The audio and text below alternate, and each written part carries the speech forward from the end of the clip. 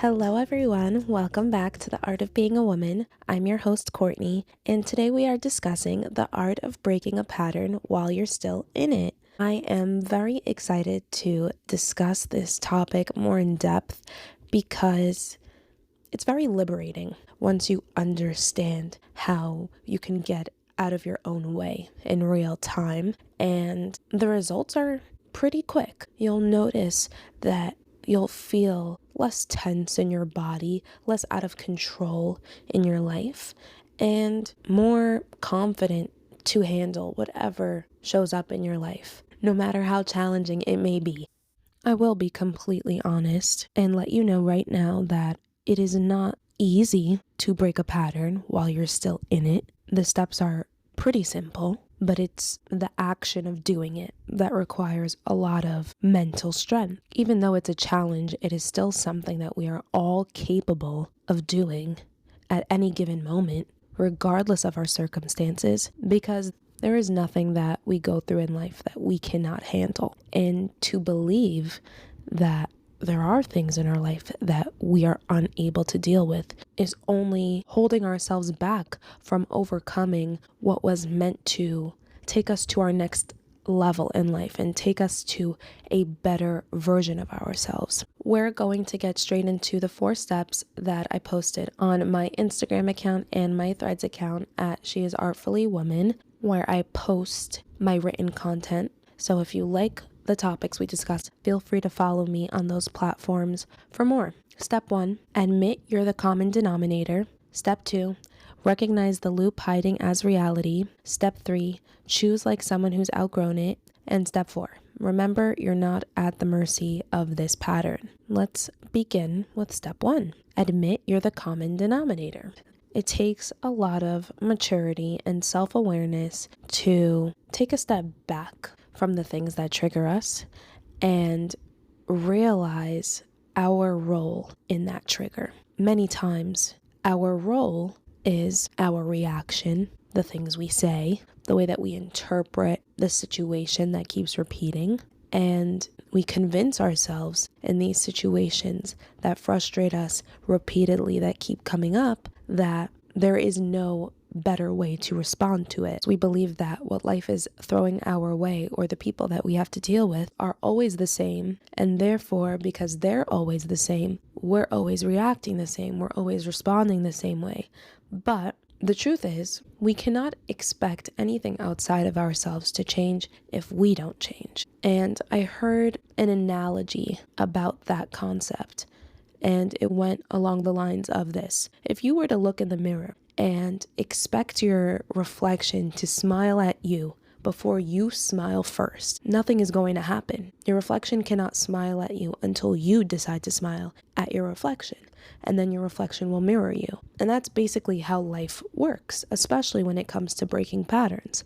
So if there are circumstances in your life and there are people in your life where you feel like you're constantly doing the same song and dance with them, whether it's the same conversations that lead to the same disappointments or feelings, or you're just stuck in a certain area of your life, consider evaluating how you've been going about things in a very repetitive way and start brainstorming on a better way to handle that situation or handle that relationship going forward. The answer is not to get someone else to change or get your outside circumstances to change. It's to change yourself. Change your beliefs that things will never change, and change your belief that it's outside of your control. And once you start there, you can start allowing your mind to think of solutions, of better ways to respond and react. Now, that obviously takes some alone time. It takes some self-reflection, but in the heat of a moment, when you're realizing that you're caught in a pattern that you don't want to be a part of anymore, you don't want to participate in it because you don't want it to continue, always pause. And by pausing, I mean just go quiet. No response sometimes is the best response, especially if you don't know what to do differently. Not only will it take you out of participating in the pattern how you always have, but it also signals to yourself that you've changed because you went from reacting to not reacting at all. Once you do that, you could start brainstorming with yourself and determine what you actually want the outcome to look like. And the outcome can't be that the people around you change and that your life changes. It needs to be centered around how you want to show up differently and what that version of you looks like. One last thing I want to mention before we move on, admitting you're the common denominator is not meant to be an opportunity to start blaming yourself and feeling shame and feeling guilt. Although those things can happen, and if it happens, let it happen. You want all your emotions to feel free to surface so that they can clear out. But it's not the point. The point isn't to realize that everything is your fault and that your reality is the way it is because of how you've always been. It's about realizing that the power is always in your hands. And once you realize that, you can make the most out of it. So allow yourself to feel whatever you need to feel, whether it's sadness, whether it's regret. Allow it to surface, but don't allow it to become the meaning behind taking accountability and breaking the patterns in your life, because it's going to prevent you from enjoying this process and making a habit out of it, which is truly what you want to be doing so that you can become strategic and wise with the choices that you make in life. Step 2, recognize the loop hiding as reality. Personally, I find this step to be the most fun and also the easiest for me.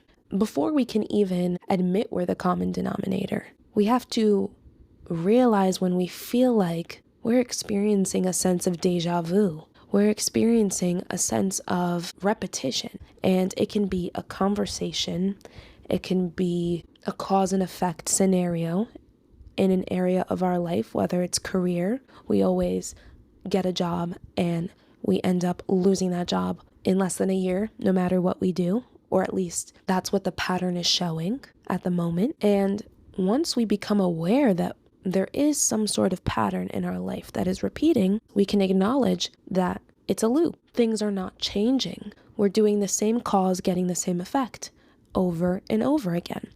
And once we acknowledge that we're stuck in a loop, we have to recognize that it can change, because it's pretending to be a fixed reality. It's pretending to be something that will never change. But the truth is, it's only looping so that we can choose differently. And once we choose differently, it will collapse and we will no longer experience that loop. And that can feel frustrating in the beginning because we can wonder why we're stuck on a loop. We think we've grown, we think we've changed, and many times we could have. We've changed parts of ourselves, but there's layers to the things we need to change within ourselves. Many times we work on ourselves and then we quickly look at our reality to see if it worked, if us changing a few things about ourselves gets us the results that we want. But that's not always genuine. That's like putting on a fake smile in the mirror and expecting a genuine smile back. You're going to get the fake smile back. You're going to get that fake result back from reality. You might have a job that lasts a year and 1 month, and then you get fired when usually it only lasted for 1 year. But that's not your goal. It's not supposed to push you a little bit further. You're trying to get out of that cycle altogether. In order to really recognize the loop, we have to ask ourselves, what is this trying to teach us? Why is this repeating for me in my life at this very moment? In my experience, I've noticed that many times it's my belief system, or it's that I've worked on my belief system, but I haven't acted on it. So when you recognize the loop that you're caught in, ask yourself, what do I believe to be true? And how does that contribute to the loop that I'm in? We can go back to the example that I keep using.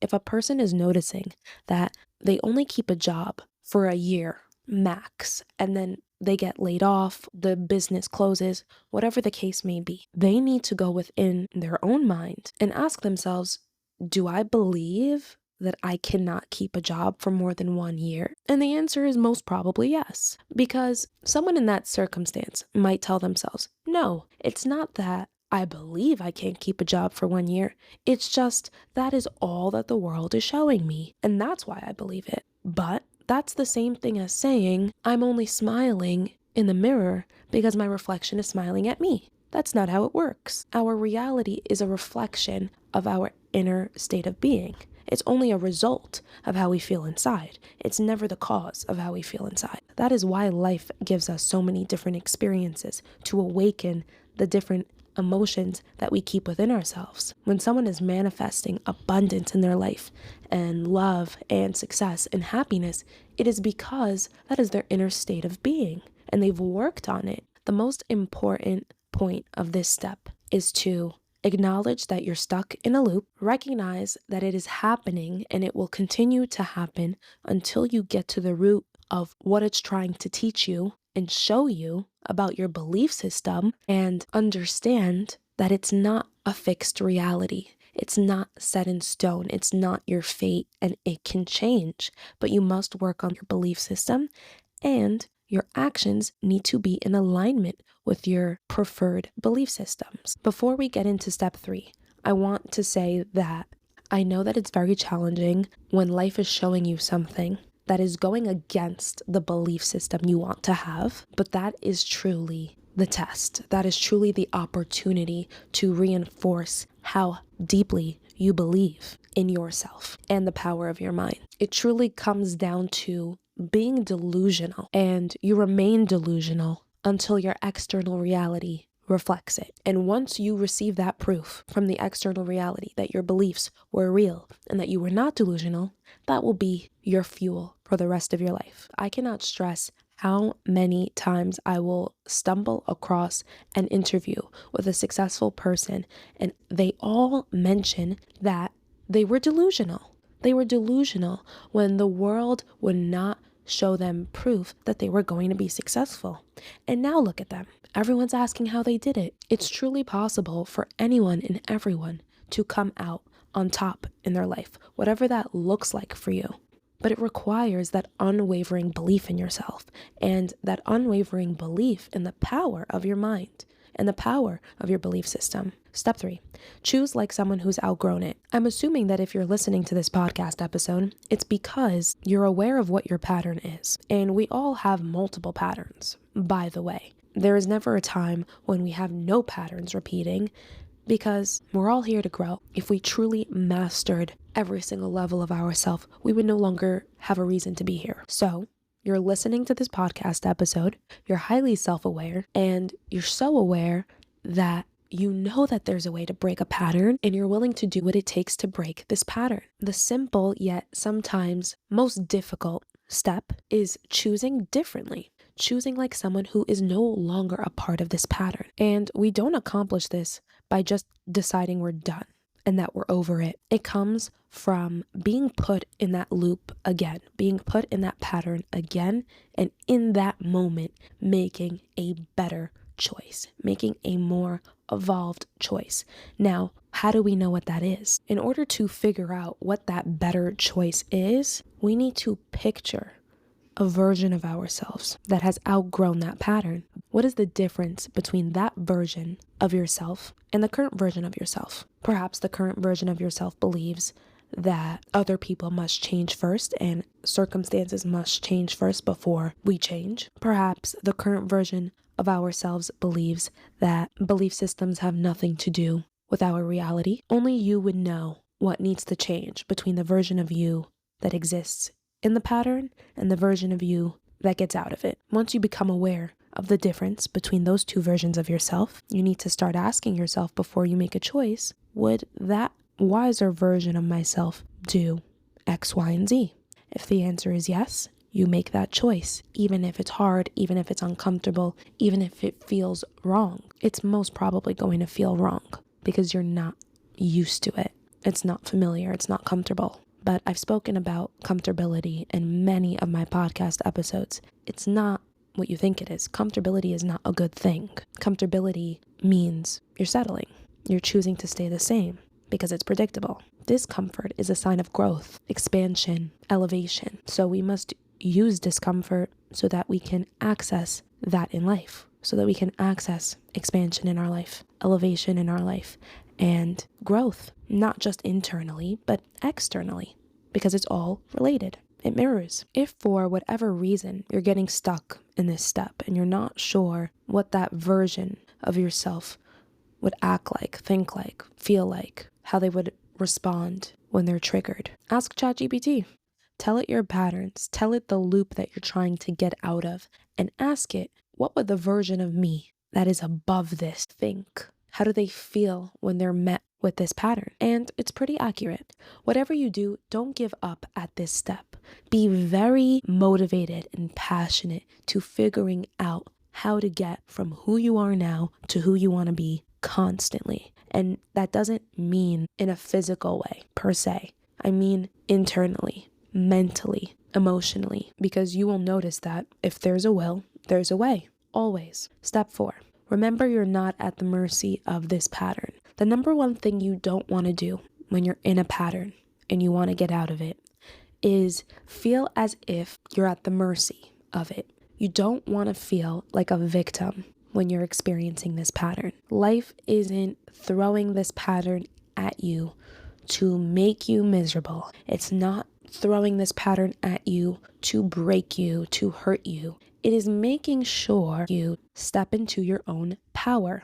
And that sounds so cliche because it's something that gets said so much, but we are all truly powerful beings. We have so much more influence over our life than we realize, but it doesn't come from anything physical. It doesn't come from manipulating anything outside of ourselves.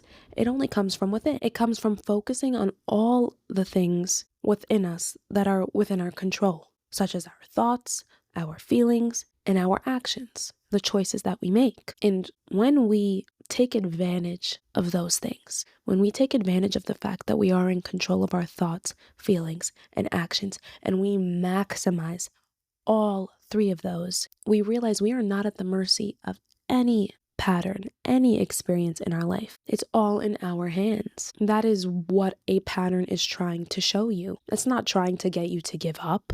It's not trying to get you to feel like a victim. It's not trying to get you to not enjoy life. It's trying to remind you of your power so that you can actually start receiving the things that you've been wanting from life. There's an amazing analogy that I heard that really put things into perspective for me, so I hope it does the same for you. If you were to renovate your house, before the house looks remodeled, bigger, more luxurious, you're going to have to tear things apart. You're going to have to potentially gut out your whole house. And in that moment, it looks horrible. It looks worse than before you decided to do the renovations. And if you were to decide in that moment, wow, I wish I never even decided to renovate my house, it would be silly. Because we all know that when you renovate your house, it has to look disastrous before it can become even more beautiful again. The same thing happens in life and with our inner world. So if you are experiencing a time in your life where you're noticing all these patterns are surfacing and it's making you uncomfortable, it makes you feel like life is getting worse than it was in the past. It's not that life is getting worse, it's that you're in process. You're truly dismantling everything that is no longer serving you, nothing that will actually be able to come with you into a better version of yourself, a better version of your life. And once we realize that, I believe it becomes a lot easier to handle those dark moments and handle those challenges that really tempt us to slip back into that victim mentality. We have to always remind ourselves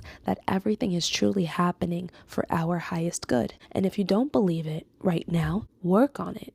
Work on making that your belief system. Regardless if you have external proof that it's true, focus on your belief first, and then you will see eventually that your external reality will prove you right. Before I conclude this podcast episode, I want to leave you with a little tip that I learned. If you want to speed up the process of that demolishing phase where the things in your life look or seem more chaotic and almost skip to the part where things get rebuilt a lot quicker, fall in love with that destruction process. Be happy that you're in that process. Be grateful for it. Because when we're not, and we feel as if we wish we never experienced it, it creates resistance energetically. That's like doing renovations on your house.